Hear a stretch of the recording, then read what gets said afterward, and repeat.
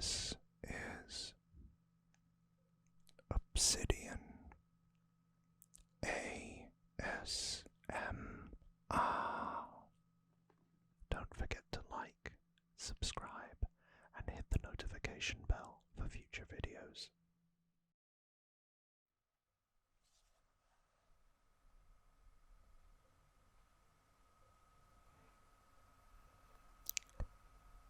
Hello again, everyone, and welcome back to yet another collection video. We're getting really close to the end of all of my collections now. But in the meantime, we're going to take it back all the way to 2006 or 7. And you already know, because you clicked on the video, we are taking it back to the PS3. Before I get into it, there's a lot of controversy around the PlayStation 3. It started out as a pretty expensive console. Not many people had, which was one problem. And then the second problem was a lot of the games that were produced were made via very difficult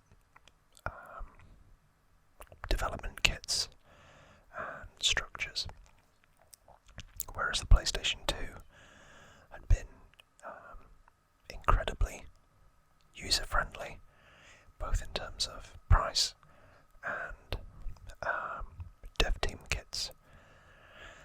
The PlayStation 3 was far, far from it, but over the years they course-corrected, and it turned out that the console had a bit of a swan song near the end.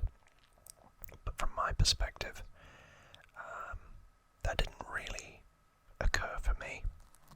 A lot of the games that I'm going to show you were from early on in the cycle, and then basically all my friends and everybody who was cool had a 360, so I switched over and then stayed with that through to the end of the 360 and halfway through with the Xbox One before swapping back over to the PlayStation 4. Got it? Okay. Without further ado then, we will take you through some of the games that I had and I still have for the PlayStation 3. Starting off strong with my personal favourite,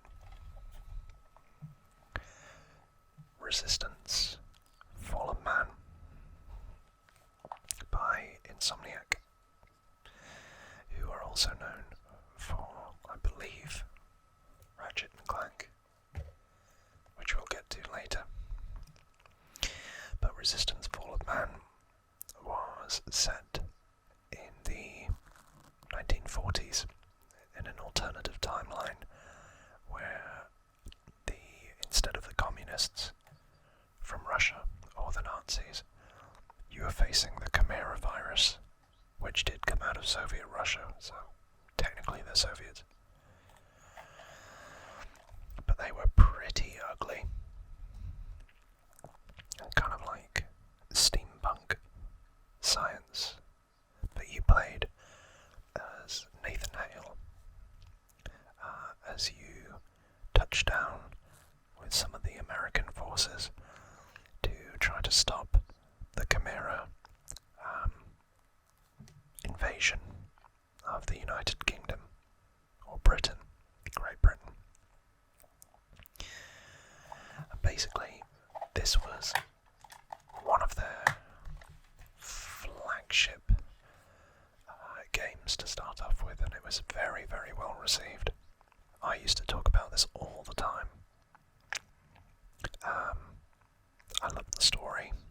I love that he's effectively like immune to the Chimera virus, and he goes through, and he had all these really cool grenades, like, sorry for that, the spiker grenade, the frag grenades, and all these different weapons as well, like a bullseye. This is rolling off the tongue, even though I haven't played this in like 15 years, where like you could tag a target and then the bullets would curve to that target, which is really cool. I think it was a carbine and an auger, which was another Chimera weapon that would shoot through walls. It was all very, very cool. And I wish they did more of these. This was released in 2007. So for me, I love the story, I love the gameplay, I love the online, with all the little ribbons that they would give you and split you up into Chimera versus humans. Loved everything about it. 10 out of 10. Still, in my opinion, one of the best games on the PlayStation 3 to this day. So then, they brought out a sequel.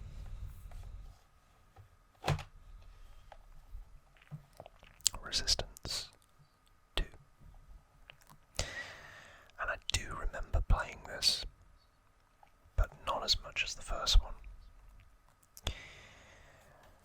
Again, you play as Nathan Hale, but this time you've been airlifted over to the United States, as you could probably imagine, with the Golden Gate Bridge there. So, I don't remember as much of the storyline to this. I do remember some of the set pieces, but around the time of 2008 is when I'd gone over to the 360 and discovered Halo. So this was not catching my attention as much. I don't think I played through it as religiously as I did Fall of Man. The online felt similar. And yeah, it was just one of those where the Chimera were bigger, badder. They did everything they did in this and then tuned it up a notch. And then at the end, from what I've seen, I can't remember whether I got there or not, but Nathan Hale has been resistant to the virus, but it starts to, through repeated exposure, overwhelm him. And I believe he gets killed or taken out. But we'll get on to that later. So this, if you played it, let me know. But from my experience, I mean, they seem to have given this more of a gory rating than Resistance Fall of Man. I loved this. I feel like this is more of a 8 or a 9 out of 10, probably because it says it there. But yeah, solid game from what I remember. Then, and you can tell because the badge or the logos are changed. So this was a little bit further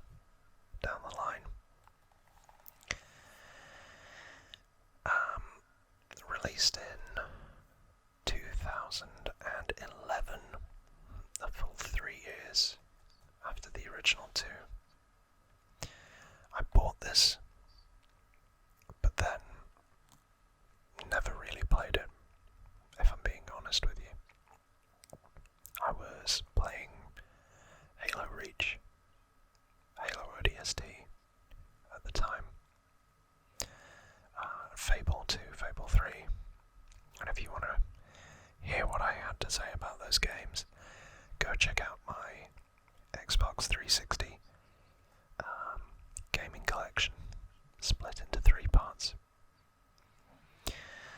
But this follows not Nathan Hale, but Joseph Capelli, who I believe was the person who killed Nathan Hale.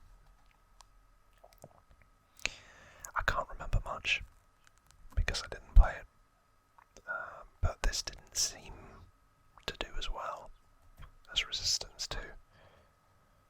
If you guys are interested, I might go back and play through these on stream with a friend, maybe.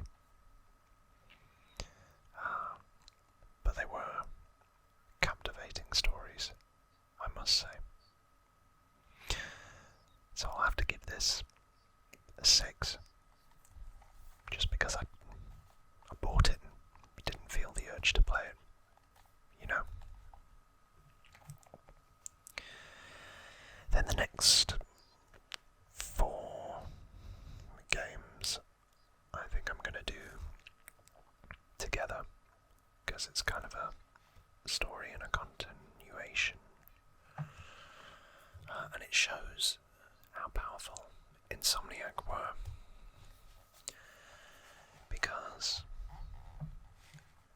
it's Ratchet and Clank Duels of Destruction, which was the first game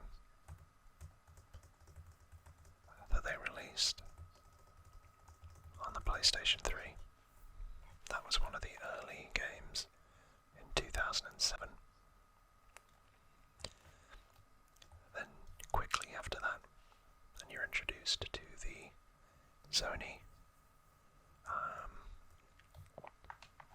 They took you for the mini adventure, the quest for booty, which is actually 2008. But this one's actually really expensive compared to the others, if that's what you're into. But you can stream this on the PlayStation 5. After that, they released A Crack in Time, which isn't the usual storyline or title, I should say, for a Ratchet and Clank game. This was 2009, so you can probably tell they were churning these out, like really churning them out. Then finally, I think, in terms of the mainline stories, they gave us Ratchet and Clank Nexus,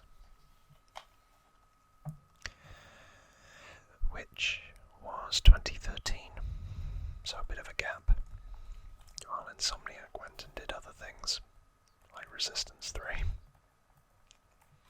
I love Ratchet and Clank, and I will give you a bit of a rundown of the backs. So, big problems need big heroes with even bigger guns. When Emperor Tachyon attacks the city of Metropolis to vaporize Ratchet, questions have to be asked.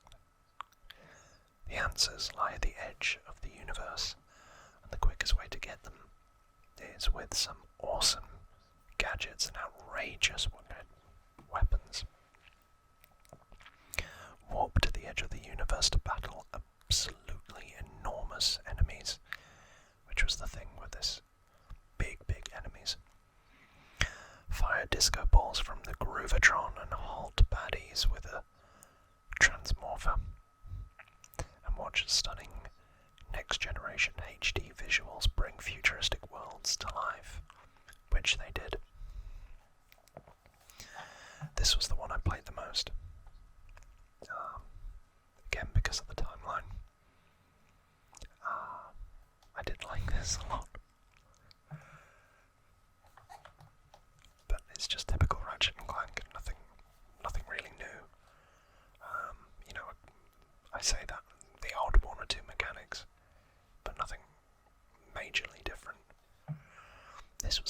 expansion pack. So plot a course to the planet Murdergraw for a fun size follow-up to Ratchet & Clank Tools of Destruction.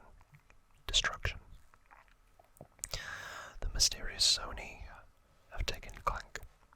Now Ratchet must use his space-age weapons, a new Omni Wrench, to battle Captain Darkwater's band of cutthroat ghost pirates, to find the Fulcrum Star, a lost treasure that could be the link to finding his best friend.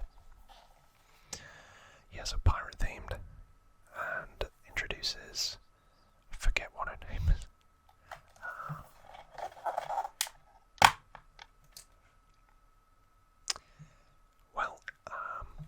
No manual.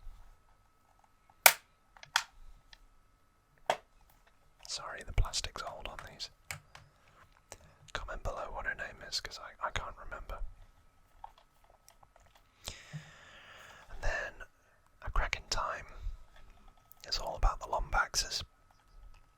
So, as time run out for Ratchet and Clank, Ratchet's in a whole heap of trouble. His best friend Clank is still missing, and his arch-nemesis, Dr. Nefarious, is plotting evil at the center of the universe. Could things get any worse? Well, yes. Yes, they could. Saved deep within Clank's metallic memory lies a secret about the ultimate power of time. A secret that could split our heroes apart forever. So, this one has a lot of stuff about the last of the Lombaxes.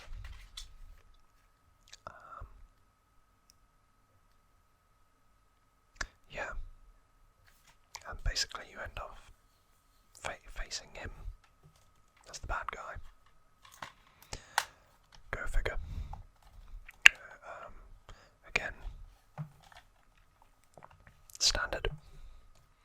Then the one that I, again, bought, played a bit of, but didn't complete, is Nexus.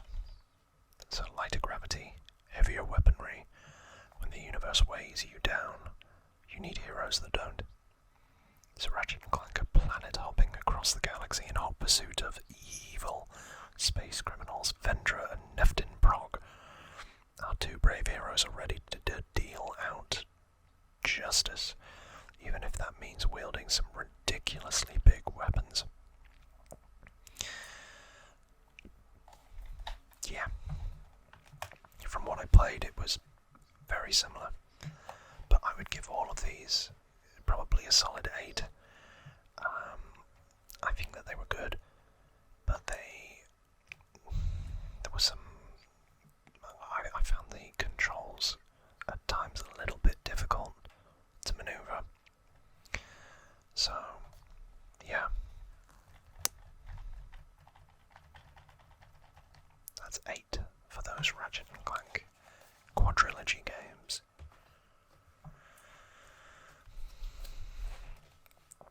After that, we move on to some other titles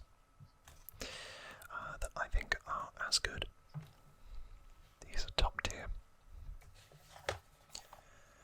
Grand Theft Auto 4 with Nico Bellic and Roman, his cousin, who always wants to go bowling.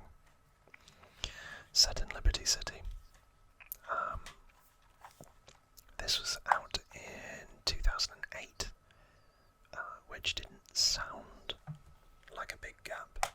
I mean, you bear in mind, Grand Theft Auto 5 has now been out for 10 years, and they haven't made another.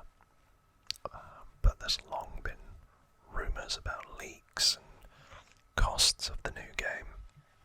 Well, this was like an upgrade from the PlayStation 2 games they were doing at the time, which was like Liberty City Stories and Vice City Stories, after San Andreas,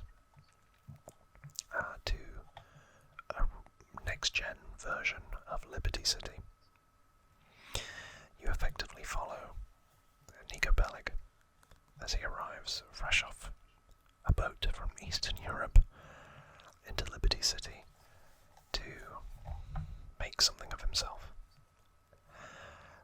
Of all the Grand Theft Auto games, I did play this through, but it wasn't one that lent to replays. There were a lot of really annoying features, like the little mobile phone, and how often Roman calls you up. It's a bit of a meme. I always remember the artwork and how embossed it is, shiny. But to tell you the truth, I couldn't really tell you any key story or plot devices from this game like I could San Andreas or Grand Theft Auto 5 or even bits of Vice City. And I think that says a lot. You know, I remember bits like the Ballad of Gay Tony, that kind of thing. But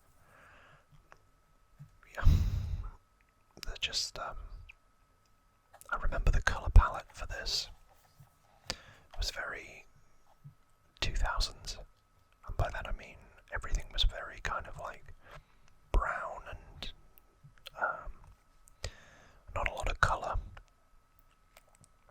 You saw it in the movies as well, which is interesting because from an economic standpoint, that shift towards kind of earthy colours rather than vibrant colours can be seen as a reflection of people's moods. I don't know why I'm telling you this, but effectively it can be seen as a reflection of the economy, how people feel about it. Yeah, it was very kind of drab, realistic, but a bit too dark, and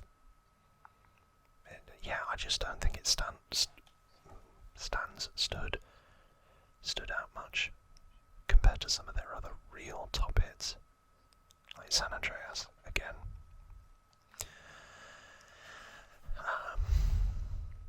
So I'd probably give this a 7, all in all. I'm sorry that it's not like deep analysis, but you know, I think there's a reason people don't talk about it. Next, Haze. Now, fun fact about me. Although this isn't in an original PlayStation 3 box because it's Blu-ray, but anyway, Free Radical are my favourite studio, but not for this. So this was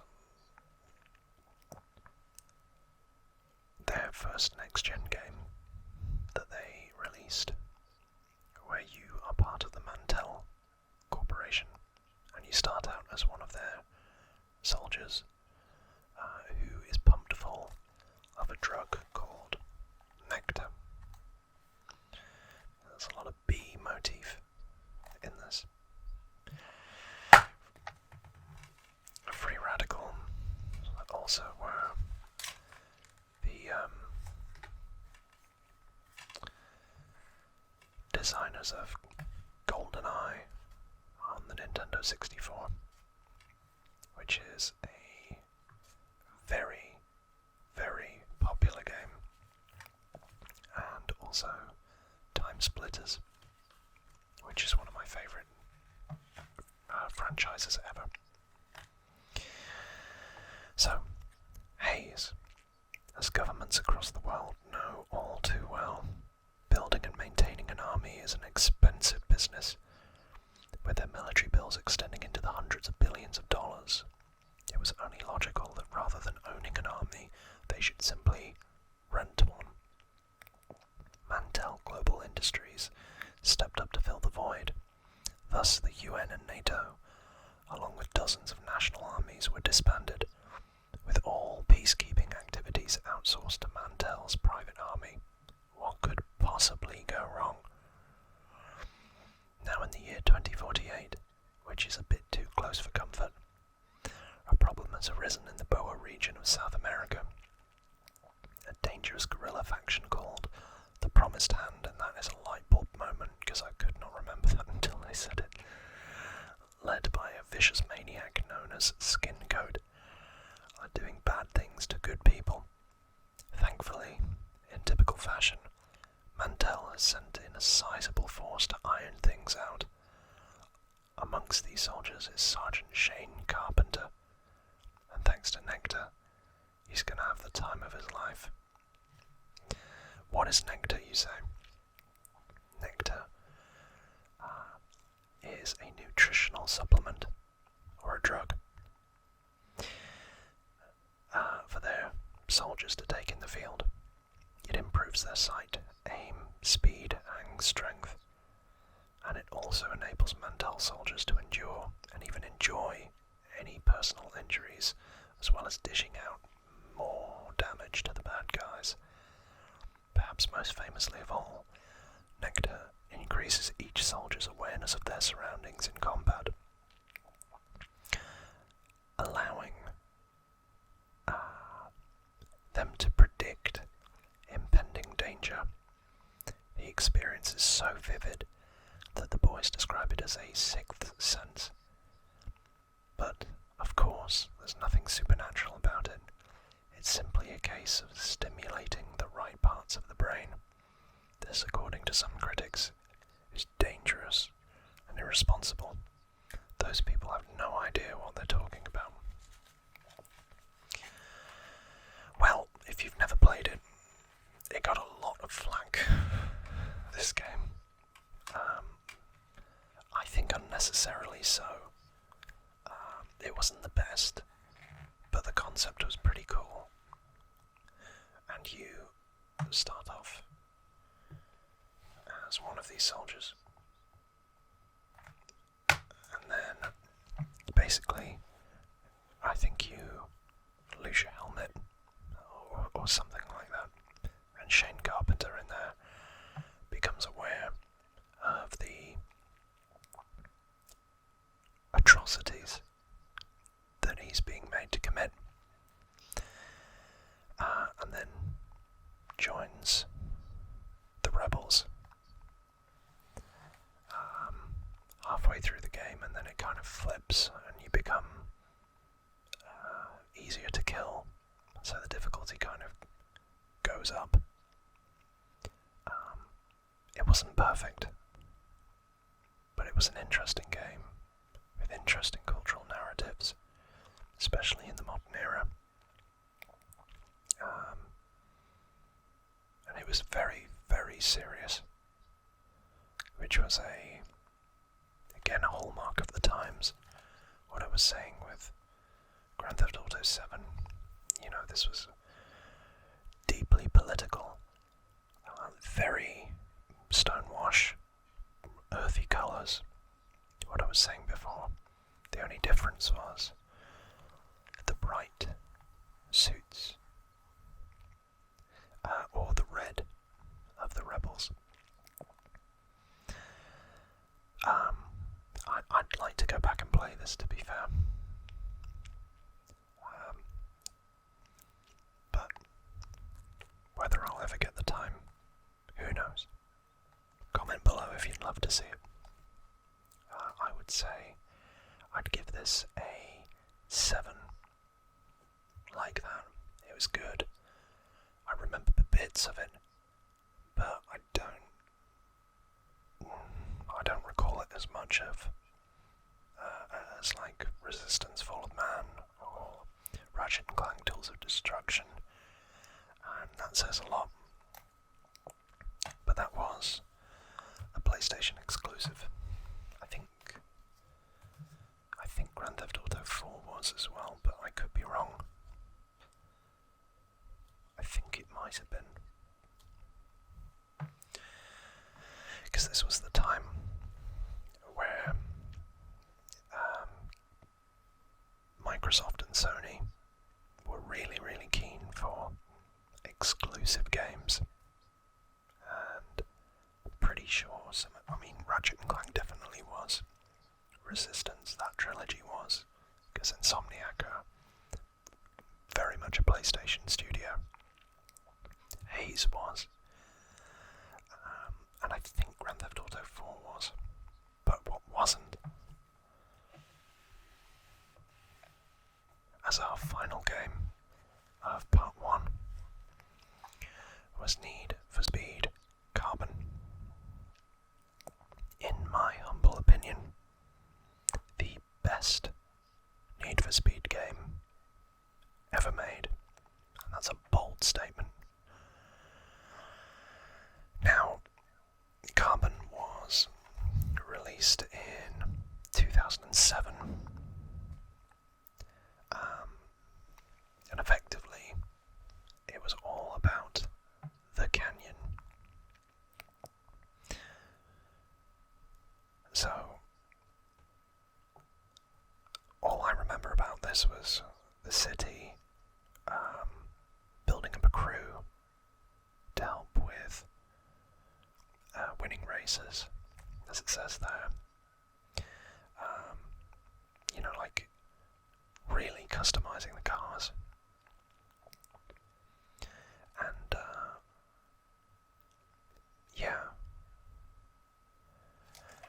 it was like challenging rivals. It was like Gangland, but in the game. And I remember really, really liking this. Played it all the way through. I think the last one that you have to face is an Audi R8. Let's have a look.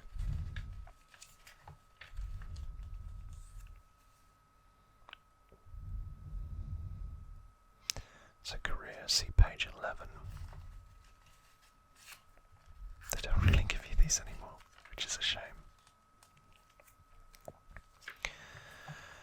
So in an all-out war for the city, you and your crew must risk everything to take over rival neighbourhoods one block at a time, that's right. As the police turn up the heat, the battle ultimately shifts to Carbon Canyon, where territories and reputations can be lost on every perilous curve. So you can choose to be muscle, exotic, or tuner in terms of your class, and I think I chose tuner, not the fish. And then it was automatic or manual, and I think I went automatic because, I was young and dumb. And then, there's upgrading your crew, and you've got wingmen, that's it, wingmen, blockers, drafters, and scouts.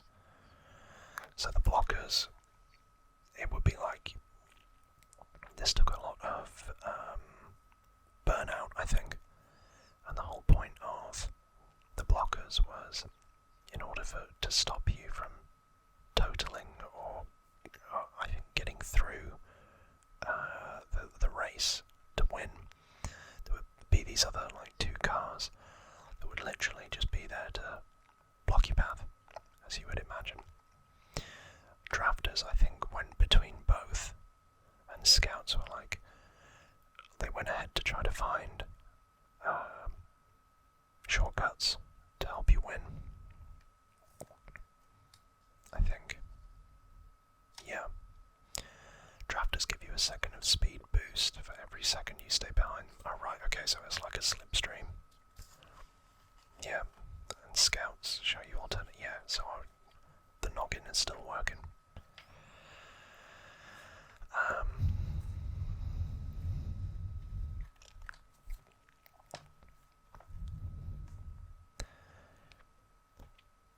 Yeah, so you've got to be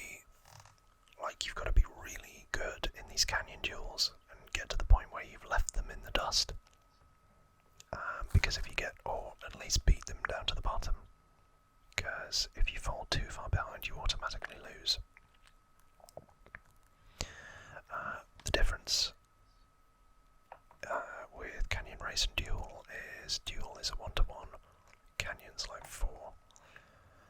Checkpoint was furthest around the timer or the track,